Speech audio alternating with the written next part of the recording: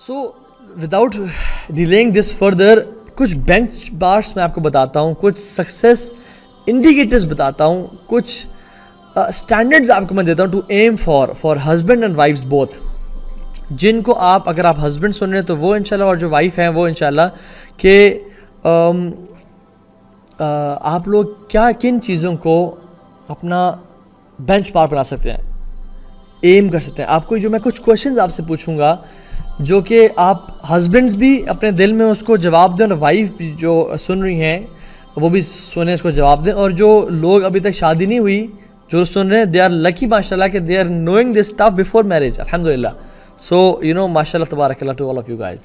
सो पहली चीज़, पहले हस्बैंड से 2 क्वेश्चन, ठीक है।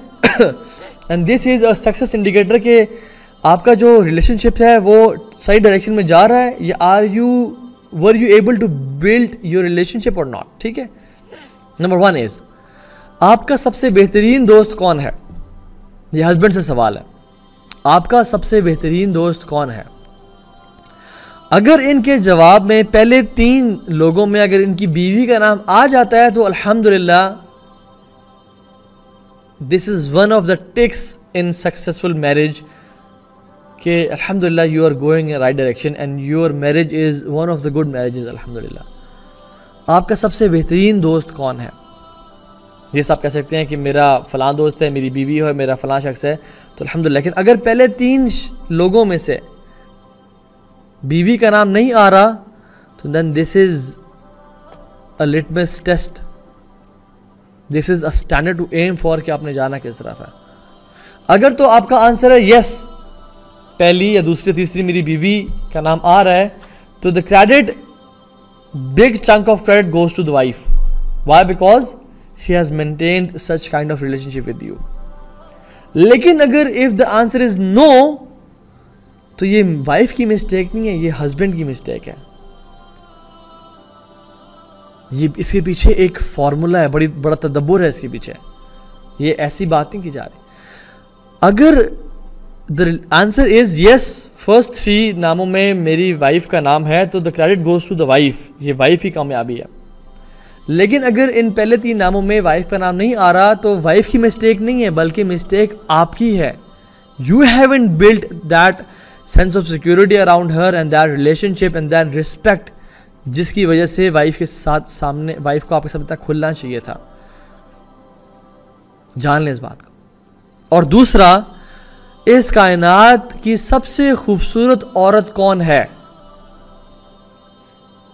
इस कायनात की, हस्बैंड से सवाल है कि इस कायनात की सबसे खूबसूरत औरत कौन है? और अगर उसका जवाब पहले 3 नामों में से एक उसकी वाइफ का नाम है तो अल्हम्दुलिल्लाह this is a benchmark he has set and he is going in right direction.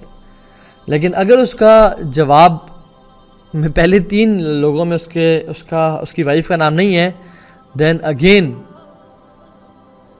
अगर है तो क्रेडिट गोज टू वाइफ, क्योंकि वो अपने आप को मेंटेन करती है, तैयार करती है, परफ्यूम लगाती है, तैयार होती है, वो सारा। लेकिन अगर नहीं है तो then the mistake is in the husband's court.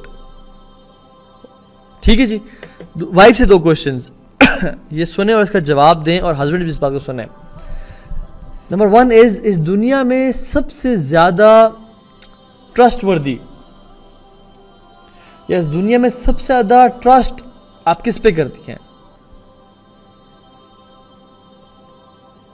अगर हस्बैंड का नाम पहले उसमें नहीं है तो दिस इज अ मिस्टेक, क्योंकि हस्बैंड का सबसे बड़ा काम ही था कि उसका ट्रस्ट को गेन करना, उसकी रिस्पेक्ट को गेन करना, उसको इतनी सिक्योरिटी प्रोवाइड करना कि वो आपसे हर बात, अपने दिल की भड़ास को निकाल के आपसे शेयर करे और आप पे ट्रस्ट करे कि ये बातें बाहर नहीं जाएंगी।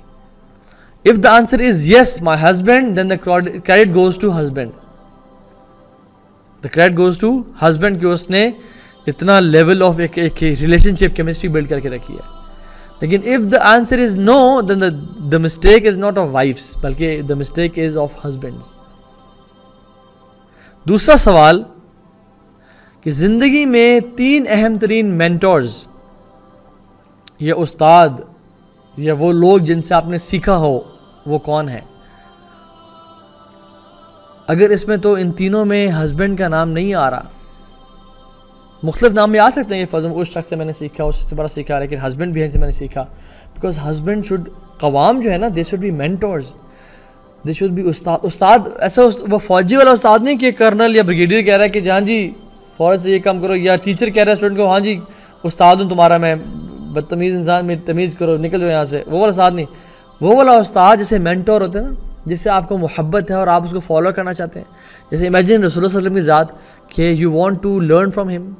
इमेजिन आपका ऐसा इंसान जिससे आप बहुत मोहब्बत करते हैं और आप उसको कॉपी करना चाहते हैं, ऐसा मेंटोर।